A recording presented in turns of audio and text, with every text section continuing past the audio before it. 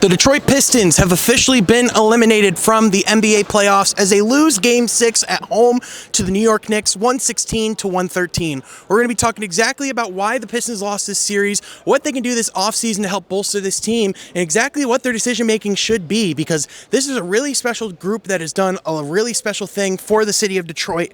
J.B. Bickerstaff said himself after the game, he's really proud about how his guys were able to rejuvenate an entire city and rejuvenate an entire fan base, which, let me say, as someone that was in the building, this is as loud as I have heard Detroit Pistons games in my lifetime, really in a long time for that matter. And as Omari Sankofa II pointed out, this was the first playoff game for the Detroit Pistons in May in 17 seasons. So that is not going to be the case for the Pistons when they come back next season. Now, the biggest factor in this series, outside of some of the controversy, some of the officiating, some of those calls that we can go back and debate on until the cows come home, but the biggest thing that really stood out to me was the biggest stars on the New York Knicks making the plays when they needed them to the most. Jalen Brunson had 40 points tonight, including that dagger three in the face of Ausar Thompson, who, by the way, is blossoming as one of the special defenders that this league has and one of the up-and-coming best defenders in the NBA if he continues at this pace. And I think one of the biggest questions that Pistons fans and just people alike are going to have about this series is why Jalen Brunson wasn't guarded by Ausar Thompson more, why Ausar wasn't playing more minutes. And I think some of it has to do with the fact that it's really difficult to play that many minutes without someone who can space the floor. But on the other hand, Ausar is such a smart player. He's such a gifted player. He's a really smart individual. So you know that he's going to be able to contribute and produce no matter what. We saw in Game 5 in the Garden his performance where he absolutely went off. Essentially the reason why this Game 6 happened to begin with. And another reason why the Pistons lost this series and why they lost 3 games at home is because they continue to come out in the first half, in the second half, first and third quarters respectively, coming out sluggish, coming out slow, looking like they're trying to get things together, like they're still figuring out the rhythm of the game, the intensity that's required for the moment. Whereas if you saw the New York Knicks, when they came to Little Caesars Arena, was when they actually played their best basketball. They came out with high physicality. They came out with high intensity. Guys like Mitchell Robinson were really able to come and set the tone when he came off the bench, made it really difficult for the Pistons to be able to get in the interior. But also throughout this series, you saw guys like Karl Anthony Towns really take advantage of the Pistons. And don't get me wrong, Karl Anthony Towns, I don't necessarily say he had a stellar series, but he really was able to hit some big shots and close out some games for the Knicks. And so those are some of the big differences. When the Pistons had opportunities to hit big shots, to extend this series, to make things more interesting or to do something different to extend this series, they unfortunately were not able to do it. And then you look at the rest of the group for the Knicks, and this is exactly why they went and got the group that they did this summer via trades, via free agency. Mikal Bridges had 25 points, 11 of 16 from the field, including that crucial tip back towards the end of the game that really allowed the Knicks to tie it, get back into this one, and ultimately come back and win. I think if you're the Pistons, the lasting image for this season and for this playoff series is unfortunately going to be the Malik Beasley drop as Cade was passing to him for the opportunity to tie the game with just about 4 seconds to go. When Malik dropped that ball, the Pistons season ended, flat out. There were 0.4 seconds left. All the Knicks had to do was inbound the ball, and then that's all she wrote. So if you're the Pistons, you obviously feel like you could have won this series. You feel like this is an opportunity that you kind of let slip through your hands. But at the same time, as it was pointed out in the press conference, this is the type of pain that groups need in order to take those next steps, in order to develop, because you need something that's going to drive you and gnaw at you when you go into the offseason. I thought Malik Beasley, outside of that drop, though, he was absolutely fantastic tonight. He had his best game of the series, in my opinion, other than Game 1. He shot 6 of 13 from beyond the arc, and listen, he just looked like he was having a really great time out there. And he talked about afterwards about how this team, this organization, this group is the most fun he's had going into the gym with. This is the group that he's had the most fun being with and being a part of. And you could just tell that this is a team that really adored Malik, and Malik adored them back. And you saw the impact that had, because not only did Malik have the greatest shooting season in Pistons franchise history, Malik Beasley was able to go out and he was able to have one of the best shooting seasons in NBA history. He's only second to Anthony Edwards in three-point shots made this season, and he did it on a really high volume. Things that we really have only seen from the likes of Stephen Curry and Klay Thompson before in the past. So I thought Malik was outstanding overall this season. I'm not too worried about his play this series, and he made it very clear in the post-game that he wants to be back in Detroit. He didn't say if we're back next season. He said when we're back next season. So that leans into where the Pistons have some really interesting decisions to make and some conversations to be had, because if you're Trajan Langdon, if you're JB Bickerstaff, I think you feel really good about the way that this season went. I think with the way that Cade Cunningham played, with the quality that you got from guys like Asar Thompson, Jalen Duren, I think it's really difficult to not want to go out and make some form of move to cash in on this team and to see what they can do. According to Bobby Marks, the Pistons will have 4 tradable first-round picks going into this summer. They'll have free agents such as Tim Hardaway Jr., Malik Beasley, and Dennis Schroeder. So some pretty crucial players that the Pistons are going to have to make some decisions on. And listen, they have the Jaden Ivey contract extension conversations coming this summer. They have the Jalen Duren contract extension conversations coming as well.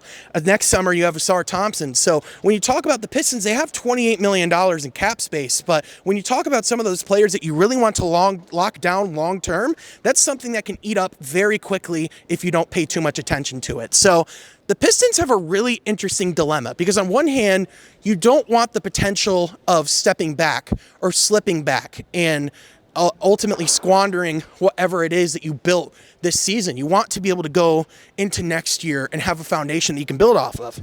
But on the other hand, we've seen the Detroit Pistons be plagued before by making bad drafting decisions, by making bad decisions with their cap space. The Pistons' last bad decision they made in that realm was with Blake Griffin, and it was just this season that we really saw the Detroit Pistons recover from that. So if I'm Trajan Langdon, I have a lot of difficult decisions to make, but in my personal opinion, I think you have a lot of incentive to continue to keep this group together, because they showed that they were able to compete. They showed a lot of fight. They did not lose any playoff game by double digits whatsoever.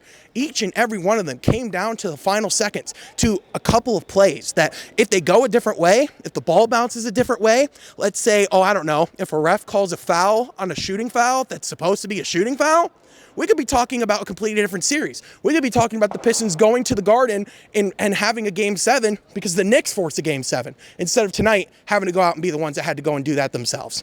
So, well, I got some guys, some special guests walking up behind me. The legend right here, Sean Murphy of Half Court. Listen, man, this is the stuff that can't happen in my basement at home. You know, it's great to be able to have guys like this on my back. And definition of greatness right here. Sean Murphy next up. Y'all better tap in right now while you can. Let's go. I appreciate you guys. Hey, so while I do have you, I just want to ask one quick question, because first of all, if you don't know who these people are, you need to fix that. This is Brandon Dent, a.k.a. Detroit Kool-Aid, Pistons beat writer for Woodward Sports. And then you also have Eric Vincent, Pistons beat reporter for Clutch Points. 2 of the best in the business, 2 of my greatest friends in this game. Yeah. What do you guys think the Pistons do this offseason? Because if you're Detroit, on one hand, you're looking at this situation as a real opportunity, as a springboard to catapult this potentially into something more next season. But on the other hand, you have a group of continuity. You have a group of guys that really like playing together. And if you're Trajan and JB, I mean, JB just talked about how this group helped him rediscover his purpose for coaching. So if I'm Trajan Langdon, I feel pretty cautious about splitting this group up. Hey, you know what? I think it comes down to the internal growth of this team, and you heard it from Cade Cunningham. He also said it as well. We like this group. We had a lot of success this year, and that's where I do believe what Cade Cunningham does to go into this offseason. Malik Beasley, who said his favorite part of the season is the offseason. The internal growth is going to be key to keeping this team together, and they did. They blew through a lot of expectations, and sometimes do you just go and mess with that recipe, or do you find a way to enhance that? Yeah, it's a really difficult question to answer if you're Trajan Langdon. I mean, Eric, I was just talking about right as you guys were coming up. The last time the Pistons had this type of decision, it was when they went and got Blake Griffin, and it was literally just now that the franchise recovered. I mean, this is the first May playoff game that the Pistons have played in 17 years. Yep. The biggest thing the Pistons wanted to do this season was establish a foundation. And without question, they did that from top to bottom. We didn't just see this foundation get set. We saw the foundation grow. We saw the young guys grow. We know that the backcourt works. JB is the leader of this team. Trajan is the right piece to put the right, focal points together. And now, like I said, you can still see them just grow naturally, but maybe just a couple little tweaks here or there, they can still be right where they were this season. And I don't see a ceiling of where this team can go if we keep seeing those steps grow forward. So can't help but be excited for what this team has done this year. This is the only type of analysis you can get in the LCA when you can have people walk up right behind you and join the podcast anytime, especially when they're my two guys. Brandon, Eric, thank you guys so much. I'm just going to wrap up this episode real quick, and I'm going to come down. Sean Murphy! I had to stand up here just so they know I'm not like this sort. They had to make sure that the Irish guy wasn't the tallest one in the building. I totally understand. I'm not going to say my last name is Dent. But, hey, what up, though, people? I'm telling you guys, tap in with Sean Murphy from Half Court. And there's a lot that he tries to give me credit for, and I keep trying to tell him his enthusiasm, his loyalty, his passion, and how good he is, because I'm a competitor. I'm telling you, all that stuff has helped to encourage and drive. And what you're doing right now for the Pistons, man, you see the access that they're giving you. You're sitting up here in media right now doing this post-game report. And I'm just saying this to make sure people understand just the reality of what's going on out here. Sean, credential, I'm looking forward to the leveling up that you're going to get next year as well. And you know what? Covering more playoff Pistons basketball. These are some of the biggest playoff games in almost 20 years for the Pistons. And to be here front and center, first and foremost, thank you to the Pistons organization. Shout out to Woodward Sports, at least for me personally, and to these other guys here. You talk about Eric Vincent, yourself, and there's so many others here that make this thing so much more than what we even thought it could be. So appreciate you, brother. I just want to make sure the people know that as well. Sean Murphy, true pro, man, true pro. Hit that like button, subscribe, do whatever you got to do, but support my man. Thank you, man.